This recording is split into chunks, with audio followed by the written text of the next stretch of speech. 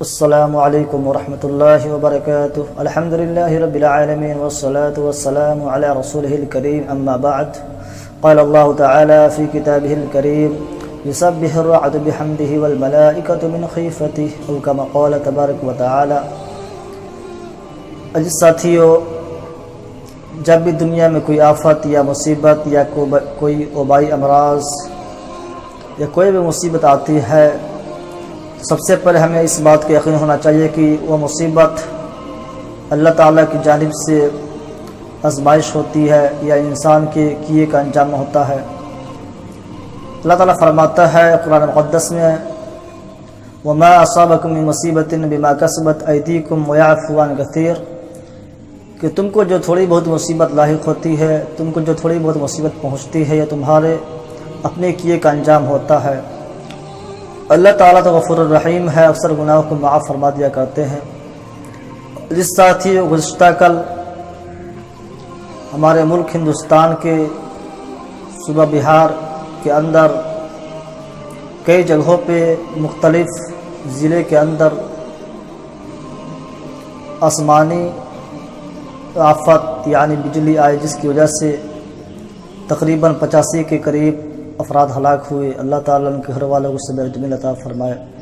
عزیز ساتھیوں، اس بجلی گرنے کی بنیادی وجہ کیا ہے، اس کے پیچھے کیا وجوہات ہیں؟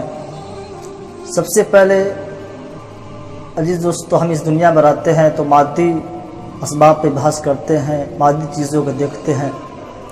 آسمانی بجلی، جس کو انگلش میں لائٹنگ کہا جاتا ہے، دراصل یہ اس وقت پیدا ہوتی ہے جب بادل اور ہوا تیز ہو کر چلتے ہیں اور ایک دوسرے سے رگڑ کھاتے ہیں۔ آسمانی بجلی میں کروڑوں وولٹ اور کروڑوں ایمپیئر کرنٹ ہوتا ہے، جو زمین پر دو طرح سے لگتا ہے، یعنی دو طرح سے زمین کی طرف آتا ہے۔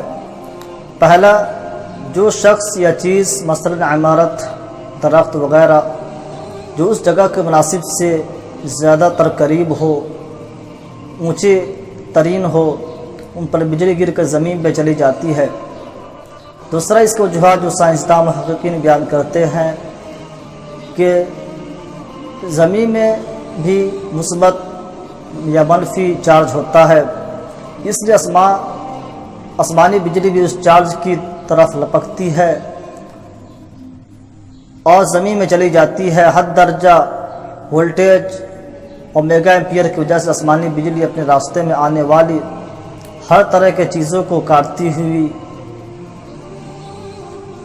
آگے بڑھتی چلی جاتی ہے، جس کی وجہ سے ہوا میں اس کا سفر ممکن ہوتا ہے اور آسانی کے ساتھ سیکنڈوں کے اندر وہ اس زمین پہ آ کر گرتی ہے اور انسانوں کے مالی و جانی نقصان پہنچاتی ہے۔ عزیز ساتھیوں، لیکن یہ ایک